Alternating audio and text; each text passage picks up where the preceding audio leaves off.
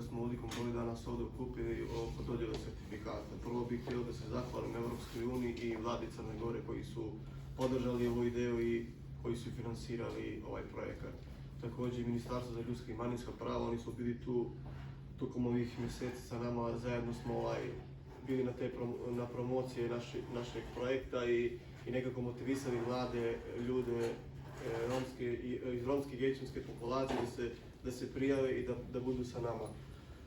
Moje neko angažovanje u HELP-u prethodnih 4 godina je pokazalo to da smo potrebni našoj populaciji. Kako smo potrebni našoj populaciji, tako smo potrebni i određenim institucijama. Jer moje iskustvo neko tako donijelo te rezultate da mi ne pomažemo i ne doprinesemo samo zajednici i našoj populaciji, tako pomažemo i institucijama i njima olakšamo posao.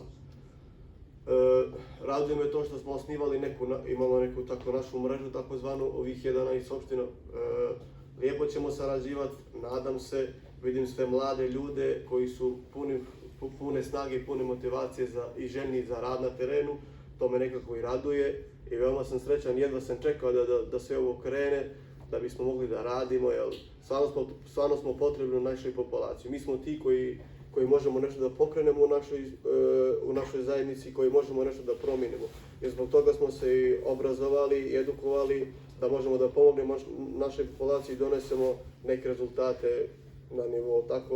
Tako da i mi ulazimo u društvo ove države i tako pomažemo i ostalim generacijama koji dolaze iza nas da imaju šta da vide, da budemo ogledalo mlađim generacijama koji se obrazuju. Ja ne bi nešto da dužim, ovo je veoma nešto kratko što sam mogao da kažem, tako što sam rekao i na početku. Naši rezultati na terenu su pokazali da smo potrebni u ovakvom broju, da smo potrebni našoj populaciji, da smo potrebni institucijama za rad.